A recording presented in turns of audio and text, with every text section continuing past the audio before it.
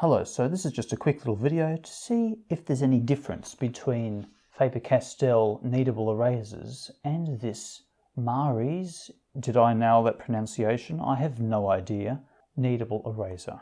So the Faber-Castell one is made in Malaysia to Faber-Castell's international quality standards, and the Mari's is made in China to its quality standards. And as far as the price goes between them, they cost basically the same as far as I can see. This one costs half the price, but once you add postage or whatever else on top of it, it works about to be the same as a single Faber-Castell.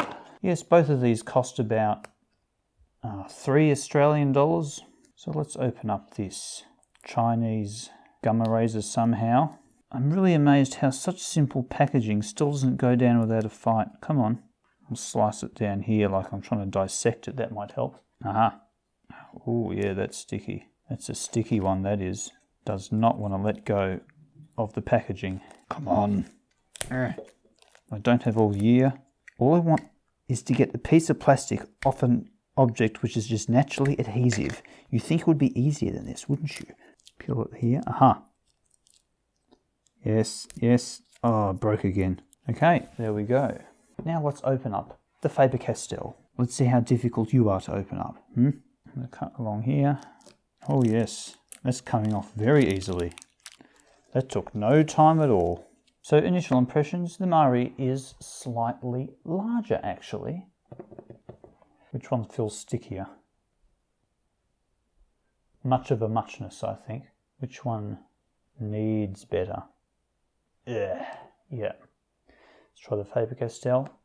Oh, it's softer. Now for a big test.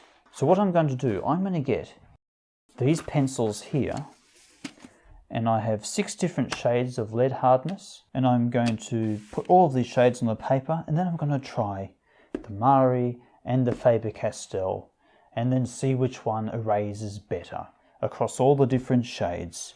So I use the Faber-Castell 9000 series pencils, and I've got H, HB, 2B, 4B, 6B and 8B. So first let's start with the Faber-Castell. Oh, yeah, that's kneadable. Oh, it's so soft. Anyway, so let's, I could drag it out by doing it one by one, but let's just go up and down like this.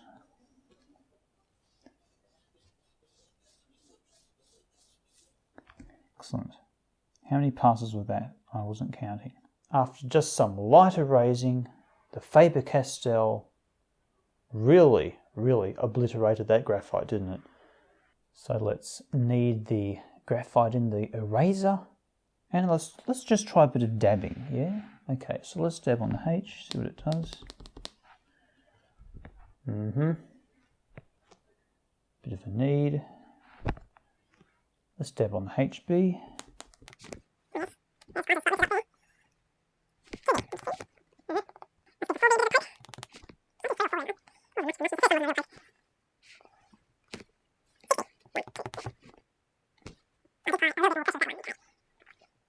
And now 8B. Very nice. Now let's mold this back into a square shape. Not that it matters, I just enjoy doing it. No. Now let's give the Mari's a go. So the Mari's definitely does feel a lot firmer. It takes effort to knead it, you know. Okay, so 1, 2, 3, 4, 5. Okay, yes, that's an interesting result. Have a look what it's done there. I thought this would be completely clear cut and I could just say, oh, one's better than the other, oh yeah, whatever. But the Mari's, because of its firmer nature, you can apply more pressure onto the paper without deforming any shape you want to make on the eraser. So if you want a fine point, let's poke around with a fine point to see what it does. 1, 2, 3.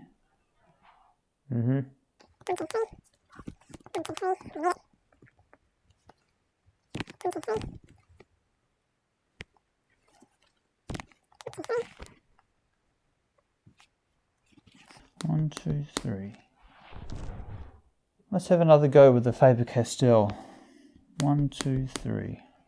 Okay, let's make a soft point with the Faber-Castell. Maybe that will 1, 2, 3.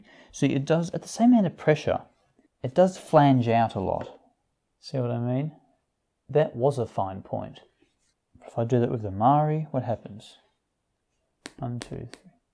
What is the point of this video? They're both very similar. One's just softer than the other.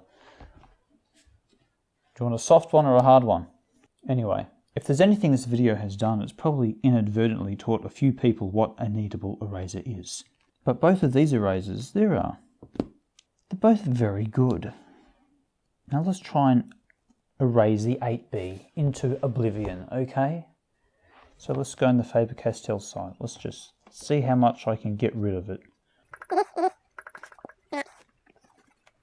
Okay, that's as much as I would reasonably expect to erase. Now let's try the Mari eraser.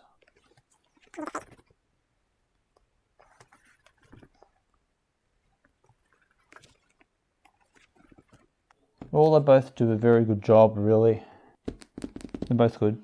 Now, for a special guest, I have this one. Here's another kneadable eraser.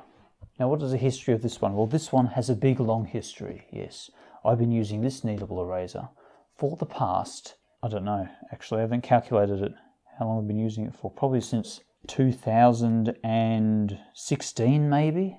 Now this one here was a Faber-Castell, so it was originally this colour, so you can see how much graphite these things can absorb and still be quite usable.